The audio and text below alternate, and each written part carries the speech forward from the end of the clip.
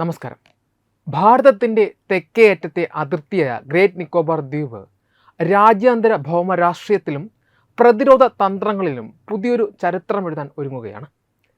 ഭാരതത്തിൻ്റെ main ലാൻഡിനേക്കാൾ Thailand, Malaysia, Indonesia എന്നീ രാജ്യങ്ങളുടെ തീരങ്ങളോട് കൂടുതൽ അടുത്തു നിൽക്കുന്ന ഈ കൊച്ചു ദ്വീപ് ഭാവിയിൽ ചൈനയുടെ വിപുലീകരണ ശക്തിക്കെതിരെ ഇന്ത്യയുടെ ഏറ്റവും ശക്തമായ പ്രതിരോധ കോട്ടയായി മാറുകയാണ്. നരേന്ദ്രമോദി സർക്കാരിൻ്റെ കീഴിൽ വിഭാവനം ചെയ്തിരിക്കുന്ന ഏകദേശം $9 ബില്യൺ ചിലവ് പ്രതീക്ഷിക്കുന്ന വമ്പൻ വികസന പദ്ധതികൾ ഗ്രേറ്റ് നിക്കോബാറിനെ വെറുമൊരു വിനോദസഞ്ചാര കേന്ദ്രത്തിൽ നിന്ന് മാറി പശ്ചിമേഷ്യയിലെ ഹോർമുസ് കടലിടുക്ക് പോലെ തന്ത്രപ്രധാനമൊരു ആഗോള നാവിക സാമ്പത്തിക കേന്ദ്രമാക്കി മാറ്റാൻ ലക്ഷ്യമിടുന്നു.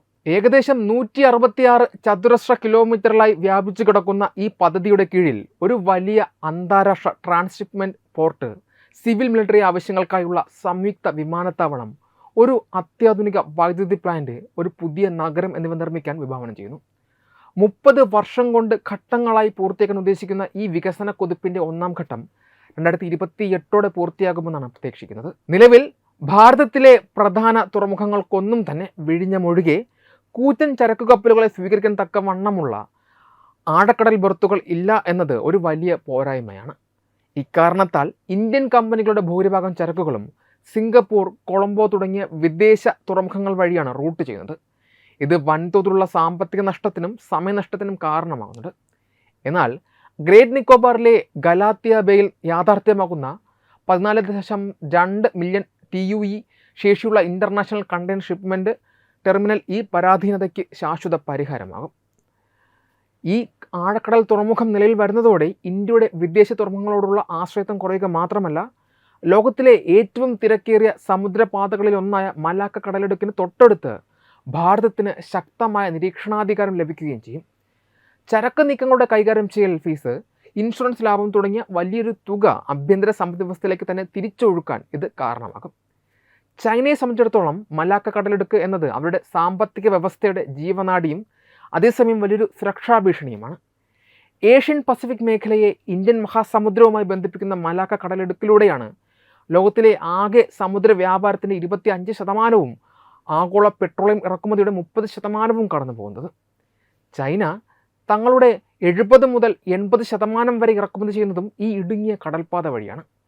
അതുകൊണ്ട് തന്നെ ഏതെങ്കിലും തരത്തിലുള്ള യുദ്ധ സാഹചര്യം ഉണ്ടായാൽ, മലാക്ക കടലിടുക്ക് ശത്രുക്കൾ ഉപരോധിച്ചാൽ ചൈന പൂർണ്ണമായും നിശ്ചലമാകും.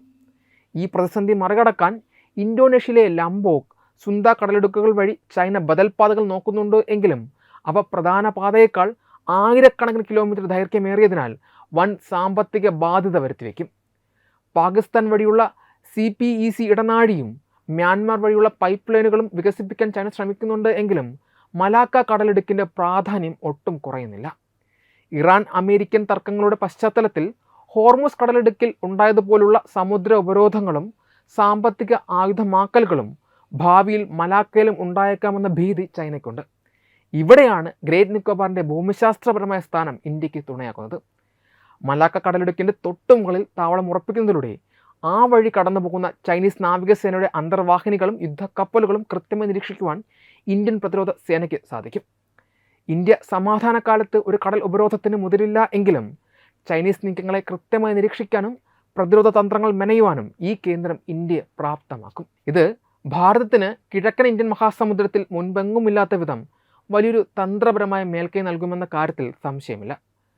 കൊളോണിയൽ കാലത്ത് രൂപപ്പെട്ട ഭൂമിശാസ്ത്രപരമായ അതിരുകളെ 21-ാം നൂറ്റാണ്ടിലെ വലിയൊരു തന്ത്രപരമായ നേട്ടമാക്കി മാറ്റാനാണ് ഇന്ത്യ ഇവിടെ ശ്രമിക്കുന്നത്.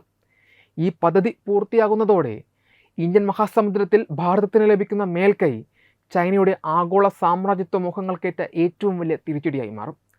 ഇതിനോടൊപ്പം തന്നെ ഈ പദ്ധതിയെ തകർക്കാൻ പരിസ്ഥിതിവാദത്തിൻ്റെ മറവിൽ നടക്കുന്ന ചില ആഭ്യന്തര അന്തർദേശീയ പ്രതിഷേധങ്ങൾക്ക് പിന്നിൽ ചൈനീസ് അജണ്ടയുണ്ടോ എന്ന ചർച്ചകളും ഇന്ന് പ്രതിരോധ സുരക്ഷാ നിരീക്ഷകർക്കിടയിൽ ശക്തമാണ്. ഈ രണ്ട് വശങ്ങളെയും ആഴത്തിൽ പരിശോധിക്കേണ്ടത് രാജ്യത്തിൻ്റെ സുരക്ഷ മുൻനിർത്തി അത്യന്താപേക്ഷിതവുമാണ്. നേരത്തെ പറഞ്ഞതുപോലെ തന്നെ ചൈനയെ സംബന്ധിച്ചിടത്തോളം അവരുടെ സാമ്പത്തിക പ്രതിരോധ മേഖലകളുടെ ഏറ്റവും വലിയ ബലഹീനത എന്നത് മലാക്ക പ്രതിസന്ധി എന്നാണ് അറിയപ്പെടുന്നത്. ചൈനയുടെ വിദേശ വ്യാപാരത്തിൻ്റെ ബഹുഭൂരിപക്ഷവും അവരുടെ ഊർജ്ജ ആവശ്യങ്ങൾക്കുള്ള അസംസ്കൃത എണ്ണയുടെ 80%-ലധികവും കടന്നു പോകുന്നത് ഇടുങ്ങിയ മലാക്ക കടലിടുക്കിലൂടെയാണ്. ഭാരതത്തിൻ്റെ ഗ്രേറ്റ് നിക്കോബാർ ദ്വീപ് ഈ സമുദ്രപാതയ്ക്ക് തൊട്ട് മുകളിലാണ് സ്ഥിതി ചെയ്യുന്നത്.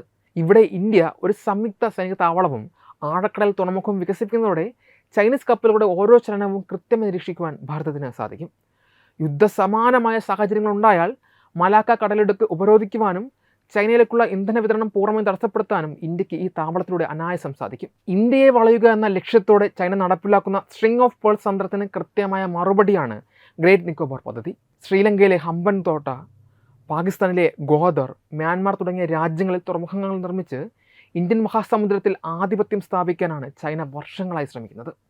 എന്നാൽ മലാക്കയുടെ വാതിൽക്കൽ ഇന്ത്യ സൈനിക ശക്തി വർദ്ധിക്കുന്നതോടെ ചൈനയുടെ ഈ നീക്കങ്ങളുടെ മൂർച്ച പൂർണ്ണമായും കുറയും. ഇന്ത്യൻ നാവികസേനയ്ക്ക് ഇവിടെ സ്ഥിരമായ സാന്നിധ്യം ഉറപ്പാക്കാൻ കഴിയുന്നത് ചൈനീസ് അന്തർവാഹിനികളുടെ ഇന്ത്യൻ മഹാസമുദ്രത്തിലേക്ക് ലക്ഷ്യമിട്ടുള്ള കടന്നുകയറ്റത്തിന് വലിയൊരു തടസ്സമാകും.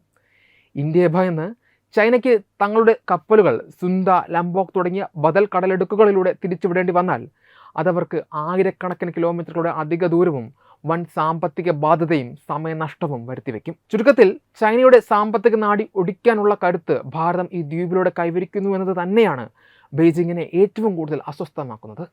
ഗ്രേറ്റ് നിക്കോബാർ പദ്ധതി പ്രഖ്യാപിച്ചത് മുതൽ വലിയ രീതിയിലുള്ള പരിസ്ഥിതി സംരക്ഷണ പ്രതിഷേധങ്ങളും നിയമ പോരാട്ടങ്ങളും ഉയർന്നു വന്നിട്ടുണ്ട്. ദ്വീപിലെ നിബിഡ വനങ്ങളുടെ നാശം, ഷോംപെൻ തുടങ്ങിയ അപൂർവ ആദിവാസി ഗോത്രങ്ങളുടെ നിലനിൽപ്പ്, ജൈവ വൈവിധ്യ തകർച്ച എന്നിവയാണ് പ്രതിഷേധക്കാർ ഉയർത്തുന്ന പ്രധാന വാദങ്ങൾ. ജനാധിപത്യ രാജ്യമായ ഇന്ത്യയിൽ പരിസ്ഥിതി സംരക്ഷണവും തദ്ദേശീയരുടെ അവകാശങ്ങളും ചർച്ച ചെയ്യപ്പെടേണ്ടതും സുതാര്യമായി പരിഹരിക്കപ്പെടേണ്ടതും തന്നെയാണ്. എന്നാൽ വികസന പദ്ധതികളെ പൂർണ്ണമായും മുരടിപ്പിക്കാൻ ലക്ഷ്യമിട്ടുള്ള ചില കടുത്ത പ്രതിഷേധങ്ങൾക്ക് പിന്നിൽ ചൈനീസ് ധനസഹായവും തന്ത്രപരമായ അജണ്ടയും ഉണ്ടോ എന്ന സംശയം കേന്ദ്ര രഹസ്യാന്വേഷണ ഏജൻസികൾക്കും ആഗോള പ്രതിരോധ വിദഗ്ധർക്കും ഇന്ന് ഗൗരവമായി തന്നെ ഉണ്ട്. നേരിട്ടുള്ള യുദ്ധത്തേക്കാൾ ചൈന ഇന്ന് ആശ്രയിക്കുന്നത് ഹൈബ്രിഡ് യുദ്ധമുറകളെയാണ്.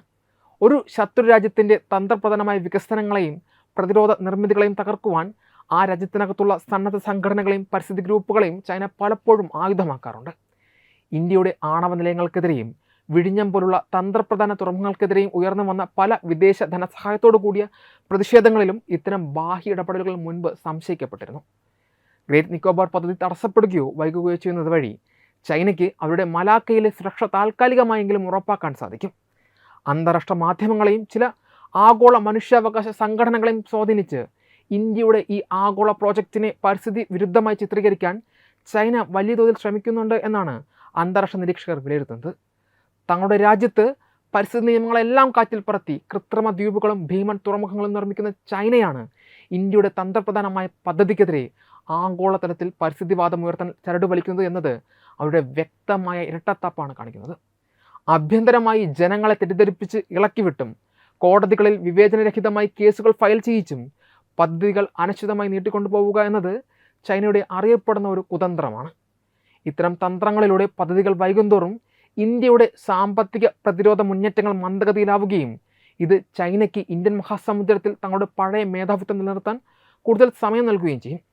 ഗ്രേറ്റ് നിക്കോബാറിലെ പാരിസ്ഥിതിക വെല്ലുവിളികളെ പൂർണ്ണമായും തള്ളിക്കളയാൻ സാധിക്കില്ല എങ്കിലും രാജ്യസുരക്ഷ മുൻനിർത്തി വികസനവും പ്രതിരോധവും ഒത്തുപോകേണ്ടത് ഇന്നത്തെ കാലഘട്ടത്തിൻ്റെ അനിവാര്യതയാണ്.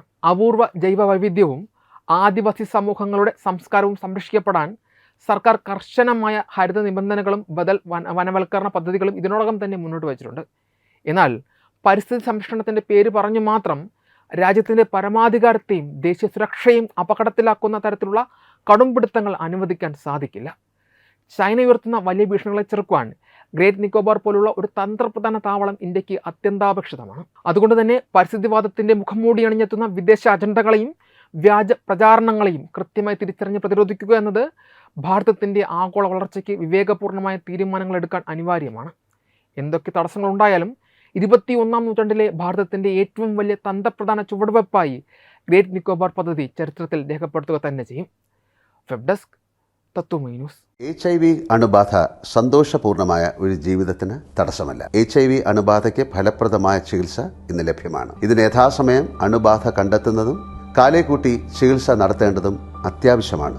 സൗജന്യമായ ചികിത്സയും മാർഗനിർദ്ദേശങ്ങളും സർക്കാർ ആശുപത്രികളിലെ ART അഥവാ ഉഷസ് കേന്ദ്രങ്ങളിൽ ലഭ്യമാണ്. ആരോഗ്യ സംരക്ഷണം ഓരോരുത്തരുടെയും ഉത്തരവാദിത്തമാണ്.